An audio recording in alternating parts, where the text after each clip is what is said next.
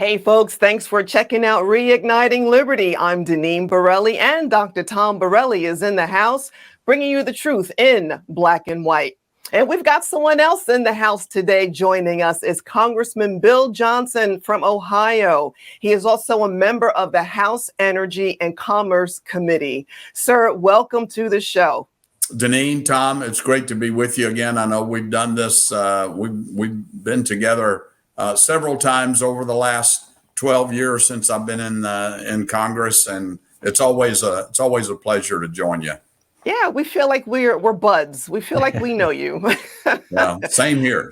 Oh, thank you. Yes, we spoke with you a number of times when we were filling in at Sirius XM Patriot Radio, Right. And a lot of the times it was about former President Obama's war on fossil fuels. But now you look at what's going on today, it's like on steroids. They have doubled down on their war on fossil fuels. And you're in Ohio. I mean, your thoughts on that? Deneen, it is one of the most reckless and irresponsible policy areas that the Biden administration has walked into. It makes absolutely no sense. You know, fossil fuels provide over 90% of the world's energy around the globe. To think that America, that is so dependent upon fossil fuels, both natural gas and coal, for our energy, is going to be able to do without it is just mind-boggling, because the rush to green alternatives of wind and solar and biofuels and such. And look, I'm not against those.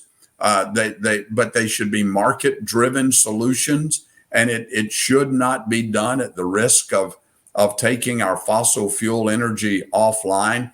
Here's an interesting statistic. You know, the people that are so concerned about the climate and protecting the climate, and by the way, nobody's more concerned about that than I am.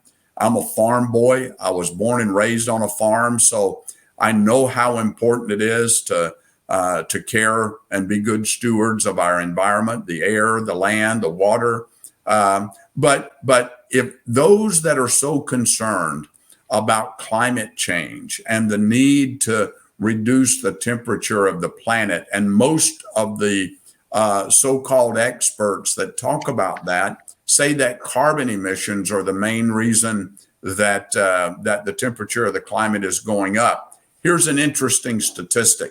According to the American Exploration and Production Council, if America would simply quadruple the amount of natural gas that we are exporting, it would have a bigger impact on reducing carbon emissions than if we were to electrify every vehicle in America, put a solar panel on the roof of every single home in America, and build 54,000 industrial strength wind farms, all combined. America's natural gas is cleaner because we just have cleaner natural gas, plus the way that we harvest it is cleaner and better for the environment. But you would think that these the environmental zealots that are trying to shut down fossil fuels, if they were really concerned about it, they'd want to put America's natural gas in play in a bigger way. Well, that's a fantastic array of information that I'm glad you mentioned. I had no idea about that analogy you just came up with respect to the importance of natural gas. You know, Representative Johnson, what really frustrates me is there's worldwide examples showing us that renewable energy really doesn't work on its own. All we need to do is look at Europe. They're doing a Green New Deal light, or maybe Green New Deal heavy. Yeah, I think it's more Green New Deal heavy, Tom. Yeah, it is. They went full into renewable energy. They closed down nuclear plants. They closed down coal plants. And now they're facing an energy crisis. I was trained as a scientist. The first thing you do before you conduct any experiment is you see what's going on in the scientific literature to see what experiments they did and see what worked. and also what didn't work. Well, we have a global example of what doesn't work.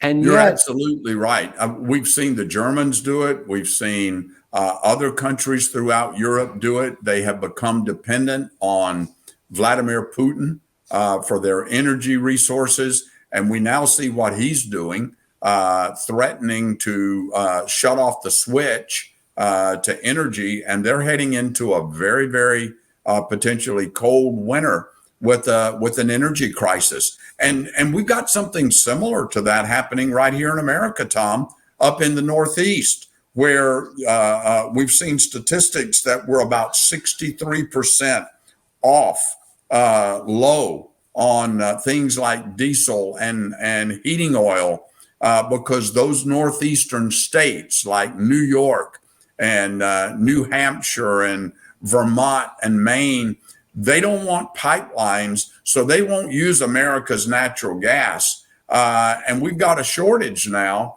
of heating oil. So some of the people up in the Northeast are going to see skyrocketing costs, and in many cases, the lack of availability of heating oil to heat their homes this winter. It's not going to be a pleasant experience. Well, we live in Connecticut, so factor us into those you're dynamics. talking to us. I got some properties that I can show you down here in Southeast Ohio. It's a little warmer here, and we got a wealth of natural gas. So come on down. Yeah, sign us up. I'm done with everything. But seriously, I mean, this is a kitchen table topic that everyone should think you would think everyone would think is a no-brainer. You're going to be impacted by these higher energy costs. Families and low fixed income, poor households, the elderly, people are picking and choosing whether to fill up their tank, heat and cool their home versus buying groceries, which those prices are going up as well. Yeah, Deneen, you're exactly right. And I hear that every day here in our region of the country. Appalachia, where people, middle-class families, hardworking families that live on fixed incomes, and they are struggling. You should not have to decide whether you're going to fill up your gas tank or buy groceries or pay your heating bill or buy clothes for your kids to go back to school or to take a child or a family member to the doctor and be able to afford the copay. That's not the America that existed just a few short years ago when we had the best economy that we've had in over 50 years, including energy independent for the first time in 70 years. But you made a comment, Deneen, and I'm not disagreeing with you, but I'm going to caveat it a little bit. You said that this is a dining room conversation. Boy, I really wish that it were. It is a dining room conversation about the staggering bills and the costs that are going out the door, the cost for groceries, the cost for gasoline, the cost for energy to heat and cool the homes and cook the food. But you know what's not a dining room conversation? The American people have been so misinformed by the liberal left and the environmentalists about the value of fossil fuels. They just don't understand that American natural gas is the fuel of the American dream, that American coal used in the right way, because we've demonstrated we've proven that we can use that resource environmentally soundly.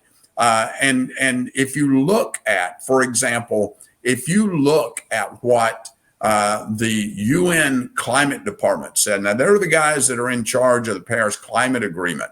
If you look at the actual facts, America is the only country on the planet that was an original signator of the Paris Climate Agreement. I opposed that because I didn't think it was good for the American people to pay for something that China and Russia and North Korea and India and other countries throughout the world were not going to pay for. Barack Obama got us into that. Donald Trump got us out of it. But even in spite of that, the original goals that were established under the Paris Climate Agreement, America is the only nation on the planet that not only met our goals, but exceeded our carbon emission reduction goals. Not because we were mandated to, but because we could and because it was the responsible thing to do. The American people need to understand at the dining room table how the cost of energy plays into opportunities for them. You know, at the height just prior to Barack Obama coming into office in 2008, Americans were paying about 22 cents a kilowatt hour for electricity, $22 a megawatt hour for electricity. That was kind of an average with the fossil fuel industries. Now, you look at what they're paying now, it is much, much higher than that. And it shows no signs of stopping. These are reckless policies that, if reversed, could make an almost immediate impact on hardworking Americans' pocketbooks. You know, you're absolutely right when you describe these policies as reckless, because they clearly are. And getting back into New England, as you mentioned, there's a restriction of pipeline construction of natural gas. Meanwhile, back at the ranch, they got rid of nuclear, they got rid of coal. So in New England, we're really dependent on natural gas, and you can't build the pipelines to keep up with the supply to meet the demand. So, to quote President Obama, electricity prices are going to necessarily skyrocket. Yeah. But this is common knowledge. So the question I have is, what are the motivations of the Democrats? Are they clueless? Do they not know that these policies lead to skyrocketing electricity prices? Or do they know that, and as part of their agenda is to reduce freedom of Americans by reducing their disposable income? Well, I can tell you, I'm only supposing, but my suspicion is they don't think these policies and the negative implications of these policies are ever going to affect them. You're talking about a wealthy elite part of our government, of our country, and this is not about carbon, Tom. It's about control. It's about controlling the lives of the American people. It's about fear. You know, strike fear into the heart of the American people and make them believe this flawed and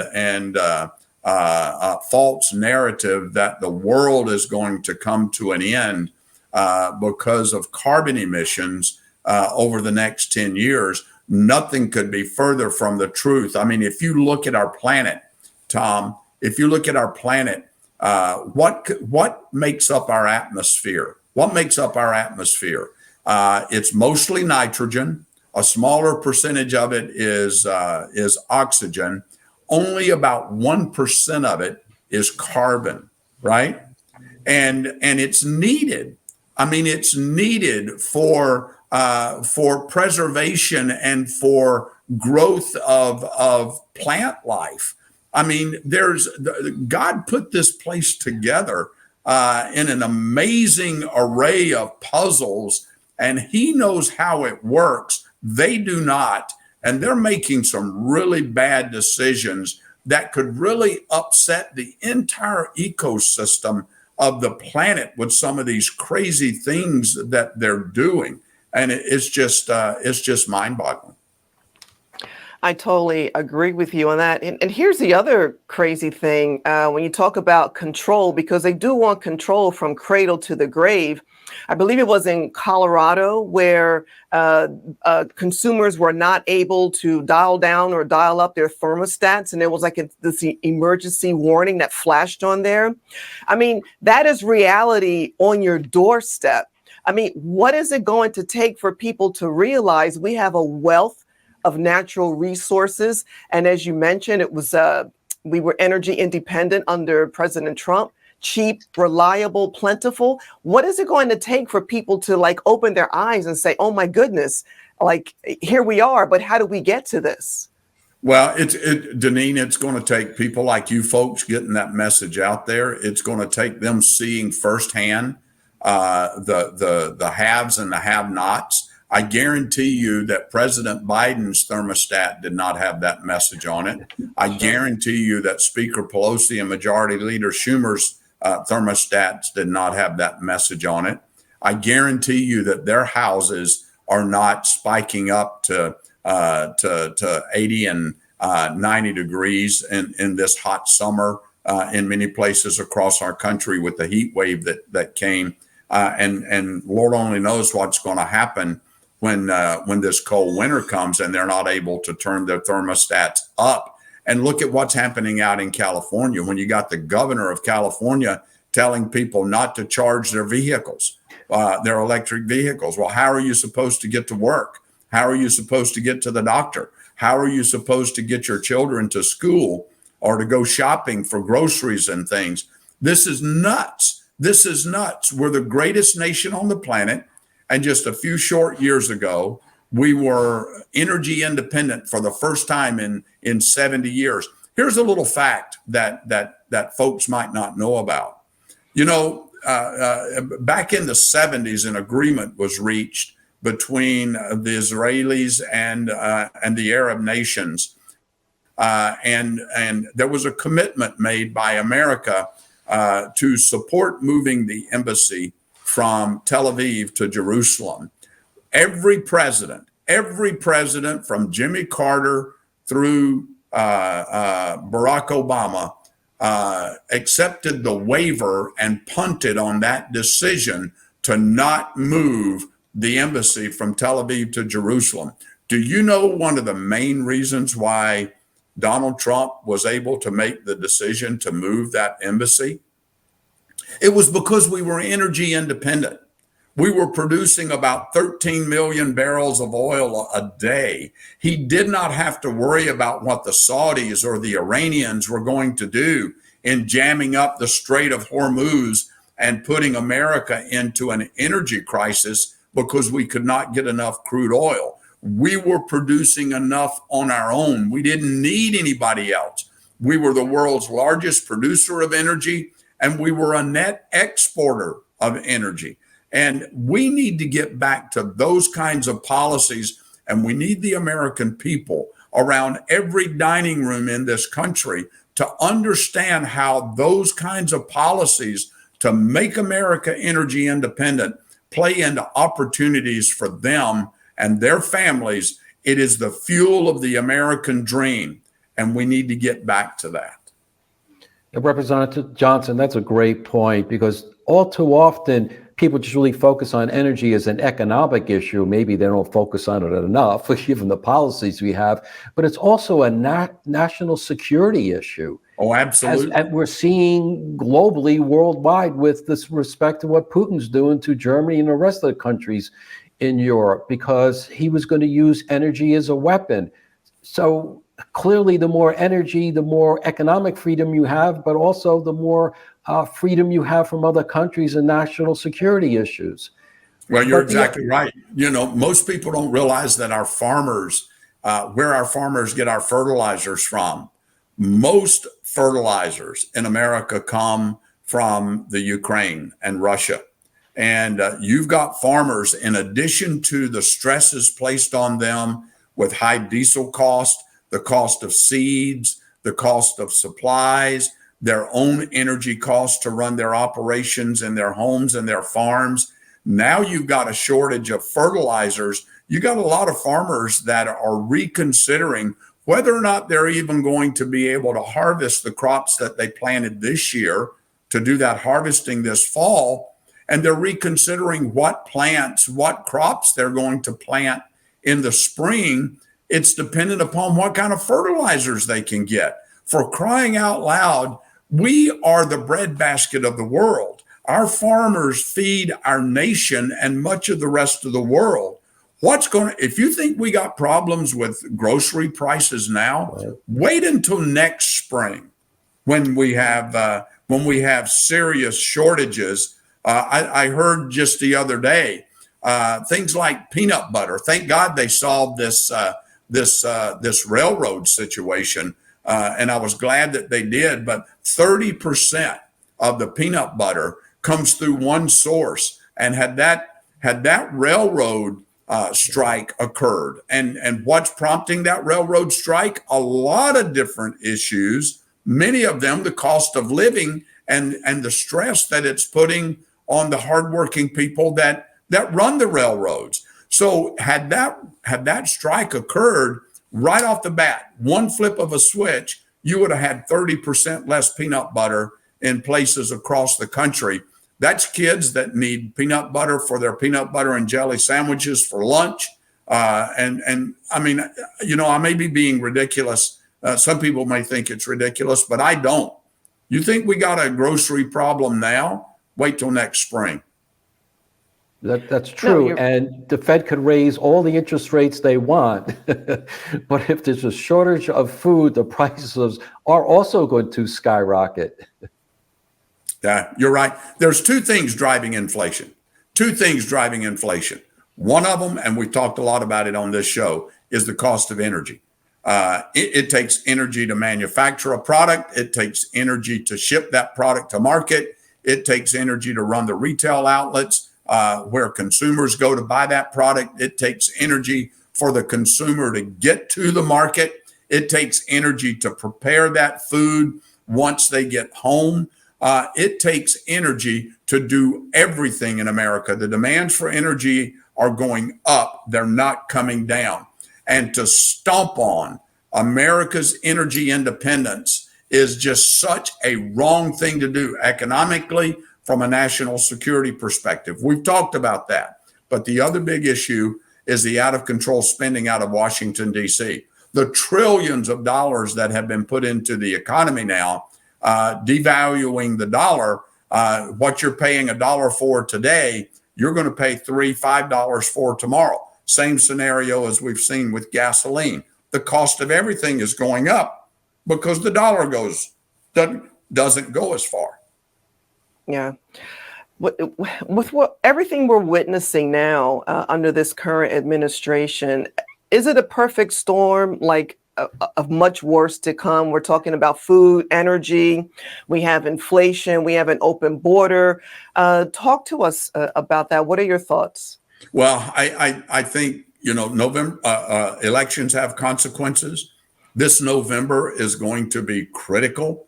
I think there's a very good chance, and in every poll that we see, the American people have buyer's remorse, having put President Biden and his administration in office.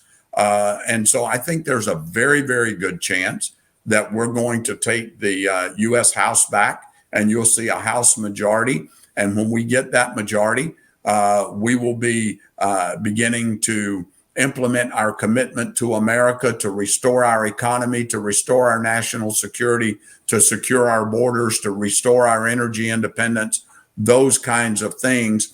There's a good chance that the Senate is also in play.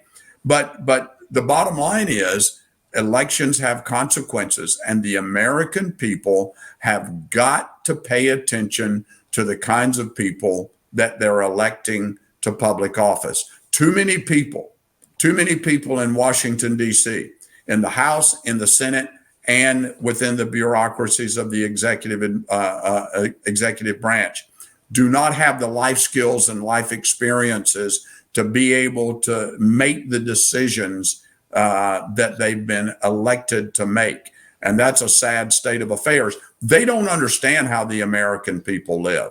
I mean, if you look at the confines of the Beltway in Washington, D.C., it is the most one of the most expensive, if not the most expensive places in America to live. And those people are just oblivious to what Americans all across this great land go through every day. I've got some legislation out there that is beginning to get some visibility that would move those agencies like the EPA and the Department of Commerce and the HHS Move those agencies out of Washington, D.C., and let the states bid on hosting them out in their states, so that the bureaucrats, the people that work in the administration, have no choice but to live like and alongside the American people, and see how the rest of America has to live outside of Washington, D.C. Bottom line is, the swamp is very real. You can feel it, you can touch it, and we can change that. No, that's very important message that the American people need to do. They need to connect the dot between high energy prices and high inflation with the people they vote for. Yeah. That those dots need to be connected, and quickly. Yeah. I want to bring the discussion out a little bit more current theme. I was disappointed, I'm sure you were as well, when Senator Joe Manchin agreed to back the Inflation Reduction Act and made a deal with Senator Schumer. Now, part of that deal, Manchin wanted a separate piece of legislation that would streamline permitting for energy infrastructure construction projects such as pipelines. And that, as I understand, that extra bill, that language has been attached to the continuing resolution to fund the government. But of course, Congress can never do budgets on time, but that's another topic. So at this point, this energy language is in the bill to keep the government funded, but yet some Democrats are complaining about it and are actually threatening to shut down the government because they want a full stop on fossil fuel energy construction projects, infrastructure projects. Yeah. Can you update us on what you see, since you're very close to the current drama with respect to energy? It sure is drama. Look, let me say from the outset, we need permitting reform. We need permitting reform. Instead of advancing permits to put pipelines in to get our natural resources, oil and gas, to market, the administration has shut down pipelines. The XL pipeline, they've threatened to shut down the Enbridge 5 pipeline. They're slow walking other pipeline projects that are in the mix. Look, we don't know what the devil is always in the details in legislation in Washington, D.C. We don't know what this so-called permitting deal actually looks like that Senator Manchin is trying to get into the CR. I can tell you that the last I heard, somewhere around 80 Democrats in the House have indicated that they are not going to support this. Why? Because it's more about fossil fuels, Deneen, what we talked about a little earlier. It's about shutting down fossil fuels, and they're not going to do anything to promote the harvesting and make it easy to harvest our natural gas resources. So I don't believe that Nancy Pelosi has the votes in the House to get this done, number one. So, but going all the way back to Senator Manchin, man, I tell you, he took a lot of pats on the backs and a lot of thank yous for his strong stand against the Build Back Better plan because of how much it was going to cost and the taxes that it was going to levy on the American people. And I can't tell you, I live on the border of West Virginia, and I hear my West Virginia friends, man, those folks feel betrayed by Senator Manchin, and I think he's dug a deep hole for himself politically. I don't know if this gets done. Like I said, the devil is in the details. I'm one of the lead sponsors of expanding our LNG exports. So that's not a new concept. That requires new pipelines to get our natural gas to the export facilities. But I haven't seen this yet. So I have very serious doubts as to whether or not this is going to make it across the finish line. And what are a couple of the top concerns you are hearing from your constituents? It's all about inflation. It's about Yes. inflation. It's about the cost of energy, the issues, the economic issues. Now, I will tell you, close aligned with that are the border issues and the crime issues. You know, out in rural America, we're not as impacted as some of the big metropolitan cities are with this skyrocketing crime. The defunding of the police movement that has sent so many law enforcement officials out of the industry, liberal prosecutors that are putting criminals back on the street only to commit even more heinous crimes than they were arrested for in the first place. So border security and crime is also a concern for people that I represent. You know, in the last 18 months, 4 million illegal immigrants have flooded into our country. This is a burden on the American people. It's a burden on the American economy, and it's a national security issue. Yeah, it certainly is. As a follow-up to Deneen's question, could you give us some insight into the general political landscape in Ohio? There's the Senate race between J.D. Vance and Representative Tim Ryan. How does that look? Are there other seats that Republicans can make some gains in the state of Ohio? Well, you know, in the U.S. House, Ohio lost a congressional seat. We're going from 16 seats to 15 seats after this next election. We think that there is a strong possibility that we could win 13 of the 15 House seats. That remains to be seen. But I can tell you that the people in Ohio, the voters in Ohio, are trending red at a rate that is unmatched across the country. There was a Cook political report, and I believe a Washington Post report last year, and maybe in 2020, that shows that this region of the country is the most Republican region of the country in the nation.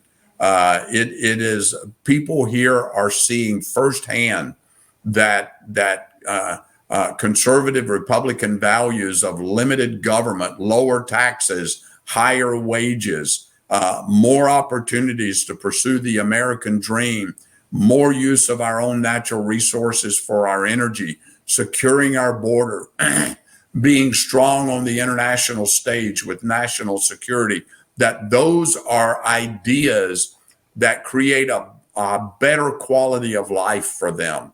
And so this is a red trending state. Every one of our statewide elected officials are Republicans, except for one senator, Senator Sherrod Brown. And he better be looking over his shoulder too, because he's up in 24. So we'll see what happens there. But I have a great deal of confidence that J.D. Vance is going to win that election. We need him to win that election because we need a Republican majority in the Senate. Well, this has been a fascinating discussion. Is there anything that you would like to mention that we perhaps did not cover? Deneen, I think we have covered the waterfront. I will just say this. Let me leave on an encouraging note. Yes. You know, in 1787, when they were trying to write the Constitution, it was a difficult process. They were at an impasse. It was Benjamin Franklin that was recognized by George Washington, who was the president of the convention. And he stood up and he offered these words. He said, "I've lived long, sir, and the longer I live and the more I see, the more convincing proof I see of this truth, that God deals in the affairs of men. And if a sparrow can't fall from the sky without his notice, how do we think it probable that an empire can rise without his aid?" I believe that America is unique. I believe that America was set apart, divinely set apart, to be the guardian of the gate of freedom. We're the most prosperous, most free nation on the planet. And the American people have tasted individual freedom and liberty now for well over 200 years. And we're approaching 250 years. And I can tell you, they're not going to give it up easily. We are going to weather this storm. We've had far more victories than defeats. Our backs have been against the wall before, and we always figure it out. That is the innovative ingenuity spirit of the American people. I believe our brightest days are ahead. Yeah, we got some challenges, and we need to stand on conservative principles to meet those challenges. But hey, America is still the king of the hill. Amen. Well, sir, I hope you do come back. I want to thank you also for your service. I was reading about your profile. Thank you for your service to our country. Thank you. 26 years, I think you were in the military. 26 plus years in the Air Force. Yeah. Well, thank you for that. And please come back. I will. Thank you. All right. Folks, Ohio Congressman Bill Johnson, member of the House Energy and Commerce Committee. Thanks for checking out Reigniting Liberty. And remember, everyone has a role to play. What are you doing for liberty? Until next time.